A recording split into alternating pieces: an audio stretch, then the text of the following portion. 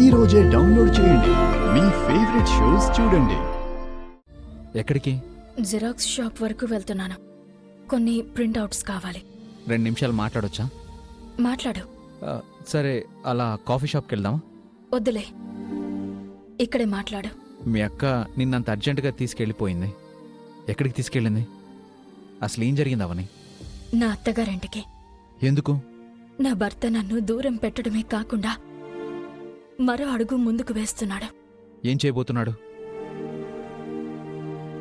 మరో పెళ్లికి సిద్ధమయ్యాడు.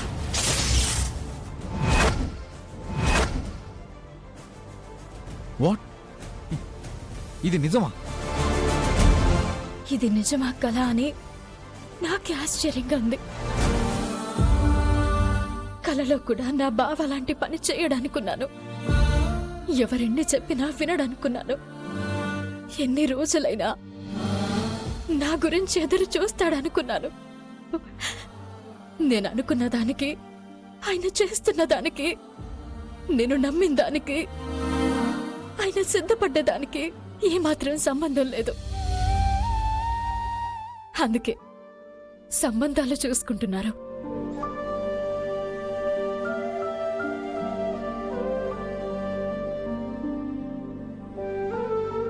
నాతో నడిచిన 7 అడుగులను నా బావ మర్చిపోయాడు. మరో మనిషితో 7 అడుగులు నడవాలని అనుకుంటున్నాడు. కొంగుముడిని విప్పుకుని మరో స్త్రీతో కొంగుముడి వేసుకోవాలని అనుకుంటున్నాడు. 3 ముళ్ళు అంటే అనన్య స్నిగ్ధత, అనన్య భోగత, అనన్య రక్షత అంటారు. ఆ 3 ముళ్లను మరో ఆడదాని మెడలో కట్టాలని అనుకుంటున్నాడు. తాళిని తీయను అని చెప్పొచ్చాను. ఎందుకంటే ఈ తాళిలో తన ప్రాణం ఉంది. ఆ ప్రాణానికి ఏదైనా అయితే నా ప్రాణం పోతుంది.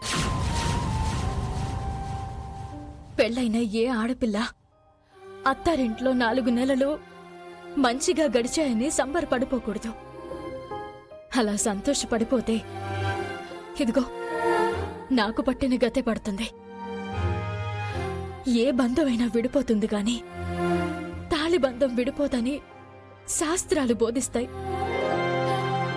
అది నిజమని ఎలా నమ్మాలి? బ్రహ్మ ముహూర్తంలో పడిన తాళికి బలం ఎక్కువని అంటారు. నా తాళికి ఆ బలం ఏది? నా తాళి ఎగతాళైపోయింది.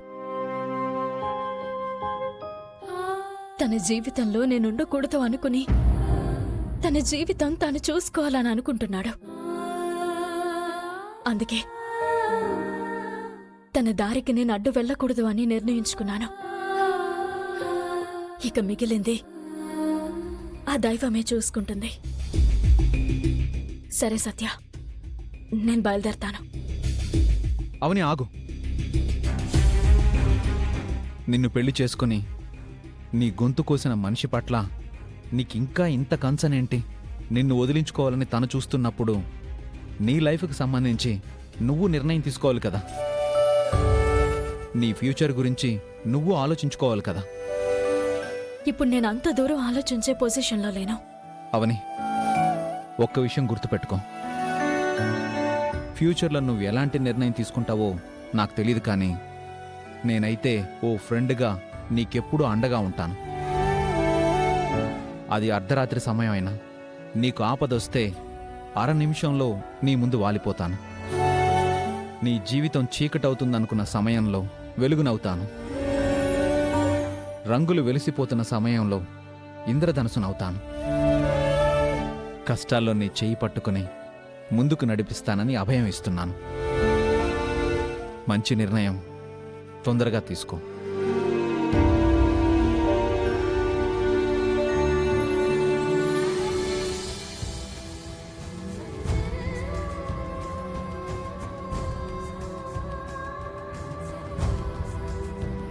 ఇది నేను బాధపడాల్సిన సమయమో సంతోషపడాల్సిన సమయమో అర్థం కావడం లేదావని.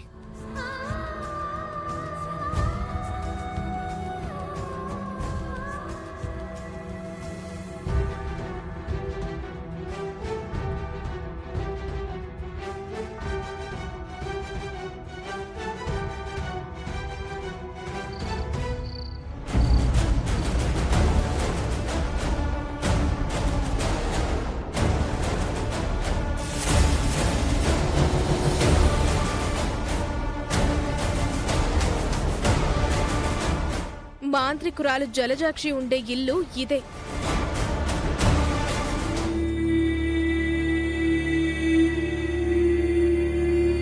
తండ్రి మాటను విని సీతతో అడవులకు బయలుదేరిన రాముడి గురించి తెలుసు గాని తల్లి మాట విని సీతని వదులుకుంటున్న రాముణ్ణి శ్రీకర్ని చూస్తున్నాం. మరో పెళ్లికి ఇంత సులభంగా ఎలా రెడీ అయిపోయాడో ఇప్పటికీ అర్థం కావట్లేదవని. అమ్మా, మిమ్మల్ని కలవడానికి ఎవరు వచ్చారు? లోపలికి తీసుకురమ్మంటారా? తీసుకురా.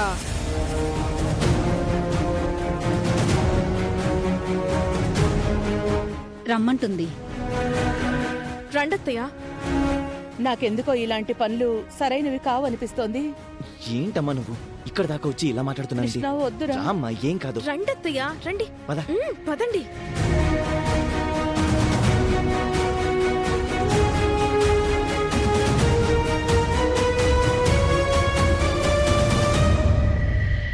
కృష్ణ, వద్దురా. ఏం కాదమ్మా, సైలెంట్గా ఉండు. 2 నిమిషాల్లో పూజ అయిపోతుంది, వెయిట్ చేయండి. లీగల్గా ఏదైనా ముందడుగు వేద్దామా? ఆ కుటుంబాన్ని కోర్టు వరకు లాగితేనే వాళ్ళకి బుద్ధొస్తుంది. కట్టె వంకర పొయ్యి తీరుస్తుందన్నట్టు వాళ్ళ వంకర బుద్ధికి న్యాయస్థానమే కరెక్ట్. వద్దు బావా. కోర్టుల జోక్యంతో కాపురాలు ఎన్ని రోజులు నిలబడతాయి?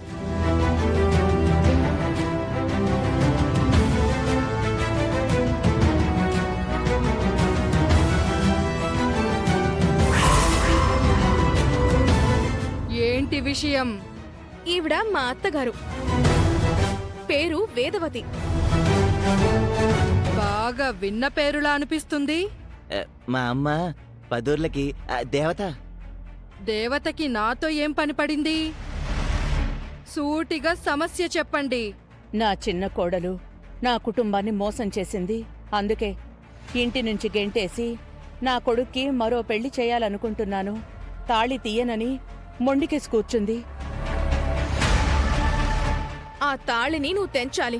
అదే దాని మెడలో ఉండకుండా చెయ్యాలి. ఇటువంటి చిన్న పనులకు నా దగ్గరకొస్తారా? నాకే అవమానం. ముందు బయటకి నడవండి. ఇదిగో ఆ తాళి గురించి నీకు తెలీదు, అది చాలా పవర్ఫుల్. దీని మీద నాకు నమ్మకం ఉంది. ఏం జరుగుతుందో చూద్దాం. అవని, ఇంకేం ఆలోచించకుండా నువ్వు వెళ్ళి ప్రశాంతంగా పడుకో.